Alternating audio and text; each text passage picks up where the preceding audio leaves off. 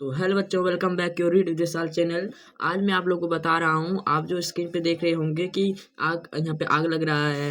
यहाँ पे आपको मिट्टी पे दरारें दिखाई दे रही होंगी और यहाँ पे आप देख रहे होंगे समुद्र में जो भयंकर बवाल मच रहा है। तो ये आप समझ गए होंगे कि आज हम आप सभी के बीच ग्लोबल वार्मिंग पे चर्चा करेंगे। यानी कि आप देखते होंगे कि रीड विशाल चैनल पे हर रोज एक नए टॉपिक आता है और वह टॉपिक बहुत ही रहस्यमय टॉपिक होती है और वह टॉपिक बहुत ही महत्वपूर्ण होती है, यानी कि हर क्लास लेवल के लिए, हर व्यक्तियों के लिए।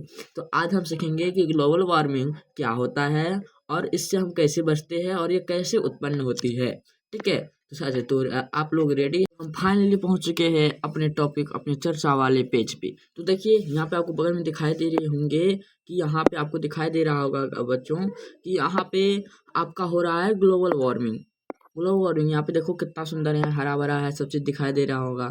और आप यहाँ पे देख रहे होंगे कि यानी कि कुछ देर बाद जब ग्लोबल वार्मिंग होती है यानी विश्व उष्णन होती है तो आपका पृथ्वी का यानी कि पिक्चर पूरी बदल जाती है। इसी पे आज चर्चा करेंगे। तो देखते हैं क्या है। तो बच्चों यहाँ पे आपको दिखाई दे रहे होंगे,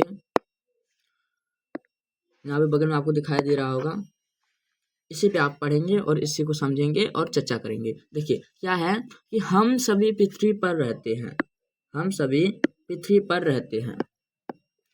आपको पता होगा कि हम लोग जो है हमेशा पृथ्वी पर ही रहते आ रहे हैं, हमारे पूर्वज भी पृथ्वी पर ही रहते हैं। यानी पृथ्वी एक ऐसा ग्रह है जिसपे आपको यानी कि हर चीज पर्याप्त मात्रा में मिल जाएंगी। जैसे यहाँ पे आपको दिखाई दे रहा होगा कि हम सभी पृथ्वी पर रहते हैं। पूरे ब्रह्मांड में केवल पृथ्वी ही रहने योग्य ग्रह है, जो आपको हम पहले 1 सेकेंड पहले आपको बताए हैं। तो पृथ्वी की जलवायु, पृथ्वी की जो जलवायु होती है बहुत ही जलवायु और वातावरण ऐसा है कि मनुष्य सहजता से उसमें अपना जीवन यापन कर सकते हैं। ठीक है, उसमें आप जीवन, ठीक है। तो देखिए पृथ्वी पर व्यक्ति के जीवन के लिए सभी आवश्यक तत्व मौजूद होते हैं। प्राचीन काल से ही मनुष्य पृथ्वी पर रहते हुए निरंतर विकास की ओर बढ़ रहा है। यानी कि हमारे पूर्वज यानी प्राचीन काल से ही पृथ्वी पर हमारे यानी कि हमारे वंशज, हमारे पूर्वज रहते थे और वह तभी से अभी तक यानी कि निरंतर डेवलपमेंट हो रहा है, विकास हो रही है।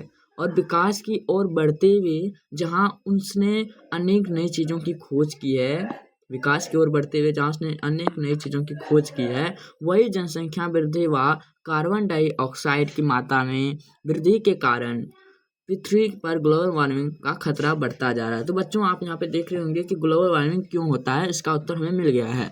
देखिए वहीं जनसंख्या वृद्धि एवं कार्बन डाइऑक्साइड की मात्रा में पृथ्वी वृद्धि के कारण पृथ्वी पर ग्लोबल वार्मिंग का खतरा बढ़ता जा रहा है। आपको हम बताए थे कि जब पृथ्वी पर बहुत ही अधिक रूप से जनसंख्या वृद्धि होती है, जनसंख्या बढ़ती है, यानी कि प्रजनन होती है, जिससे जनसंख्या बढ़ती है और साथ ही साथ जब कार्बन डाइऑक्साइड की मात्रा बढ़ जाती है तब आपके पृथ्वी पे, अर्थ पे ग्लोबल वार्मिंग होती है, यानी विश्वउष्णन होती है।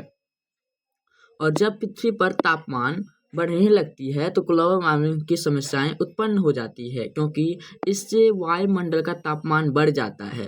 वायुमंडल, अब देखो यहाँ पे आया वायुमंडल, तो वायुमंडल किसे कहते हैं? यानी कि पृथ्वी के चारों ओर फैली हुई जो यानी कि वायु है, यानी पृथ्वी के चारों ओर फैली हुई जो वायु है उसी को वायुमंडल कहते हैं। और सभी प्राणियों का जीवन संकटमय हो जाता है। और वायुमंडल में मौजूद ओजोन परत पृथ्वी पर आने वाली हानिकारक किरणों को रोके रखती है। अब यहाँ बताया गया कि ओजोन परत, आप बताइए आप ही लोग ओजोन परत क्या है? यदि आप लोगों को पता है तो कमेंट करें और नहीं पता है तो अभी हम बताते हैं। देखिए पृथ्वी पर जो है एक ओजोन परत है जो कि वायुमंडल में भी यानी पृथ्वी पर ओजोन परत है जो कि यानी कि सूर्य से अनेक प्रकार की किरणें आती है। ये जो पृथ्वी है, ये जो सूर्य है आपका, इससे अनेक प्रकार की किरणें आती है। इसमें कौन कौन सी किरणें आती है? एक सबसे भयंकर किरणें, हानिकारक किरणें होती है, उसका नाम होता है आपको, उसका एक बहुत ही हानिकारक किरणें आती है, उसको रोकने का काम करता है आपका ओजोन परत। ठीक है, ओजोन परत ही ऐसा पर्वत है जिसके कारण अभी हम अच्छे से जीवन यापन कर रहे हैं पृथ्वी पर। ठीक है, और यदि यह ओजोन परत नहीं रहता तो पृथ्वी से यानी कि सूर्य से आने वाले खतरनाक किरण परावैंगनी किरण, जिसका नाम एक है परावैंगनी किरण, परावैंगनी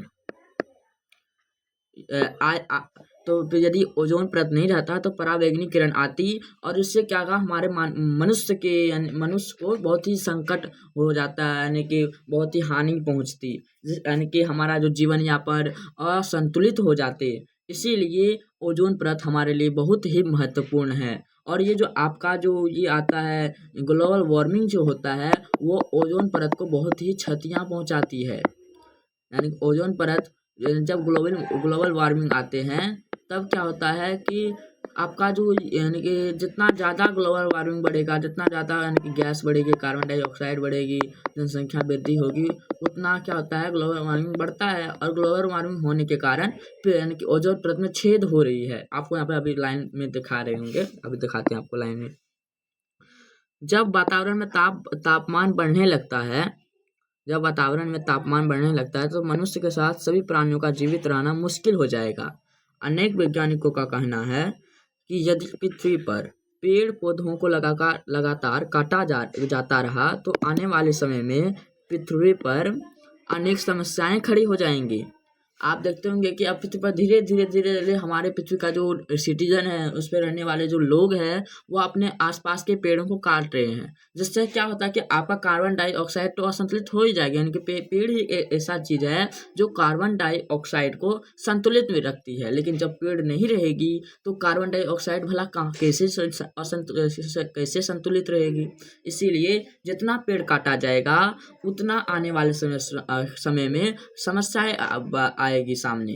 तो धरती पे कार्बन डाइऑक्साइड के लगातार बढ़ने की वजह जीवाश्म ईंधनों जैसे कोयला, तेल का ज्यादा इस्तेमाल होना है। जीवाश्म ईंधन वे होते हैं जो पृथ्वी के नीचे से प्राप्त होते हैं।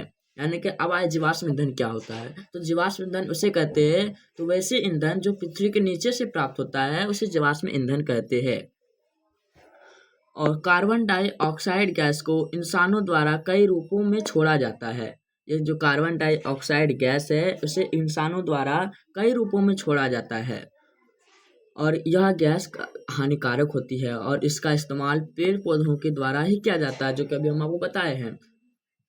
और क्या जाता है, और यदि ऐसे में यदि पेड़ पौधे कम होते रहे तो कार्बन डाइऑक्साइड की वृद्धि से वातावरण में असंतुलन लगातार बढ़ता जाएगा और बढ़ते तापमान के कारण समुद्र जल स्तर बढ़ जाता है और बाढ़ और तूफान आते हैं, जिससे पृथ्वी पे धीरे धीरे ग्लोबल वार्मिंग होती है, तहस नहस हो जाता है, सब संकटमय हो जाती है और खाद्य पदार्थों की कमी हो जाती है और वातावरण में तमाम तरह की बीमारियां उत्पन्न हो जाती है, जिसके कारण बहुत सारे लोगों की मृत्यु भी हो जाती है।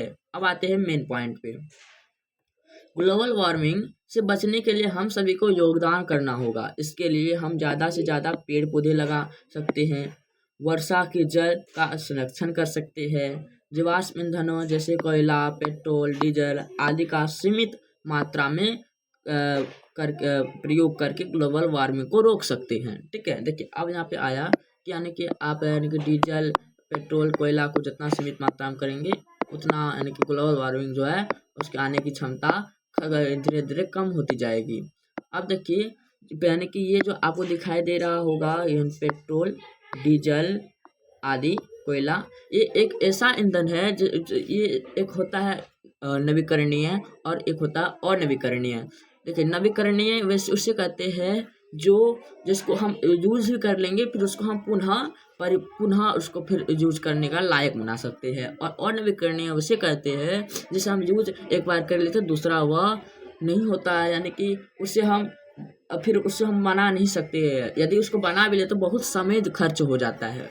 जैसे कोयला हुआ, इसको बहुत मिलियन वर्ष लग जाता है कोयला को बनाने में। और पेट्रोल बहुत ही यानी कि जीवाश्म ईंधन है और इसका भी मात्रा सीमित है, और यह मात्रा सीमित होने के कारण इसका यदि उपयोग ज़्यादा से ज़्यादा यदि आप लोग करिएगा, सिटीजन लोग करेंगे तो इसका भी मात्रा कम होती जाएगी। पेट्रोल डीजल एक ही हुआ, यानी कि दोनों का अलग अलग काम है लेकिन होता एक ही है। ठीक है, अब आगे देखते हैं आगे क्या है। देखिए आगे है आपका कि वर्षा के जल का संरक्षण कर सकते हैं और जीवाश्म ईंधन जैसे कोयला, पेट्रोल, डीजल आदि का प्रयोग सीमित मात्रा में करके ग्लोबल वार्मिंग को रोक सकते हैं। और ग्लोबल वार्मिंग को रोकने के लिए वैश्विक जागरूकता भी जरूरी है। बच्चों, यानी आई एम सॉरी, आप लोगों को बच्चों कैसे कहेंगे, हम लोग तो बच्चे ही है। देखिए, आप यदि पृथ्वी पर जीवन बनाए रखना चाहते हैं तो इस पर मंडराने वाले ग्लोबल वार्मिंग के खतरे को मिटाने के लिए एकजुट हो जाइए और अपनी धारा को, अपनी धर्म निष्ठा को स्वच्छ, सुंदर व हरा भरा बनाइए। अपना पृथ्वी को पहले के जैसा सुंदर बनाइए, जिसके कारण हमारे जीवन में कोई संकट उत्पन्न ना हो।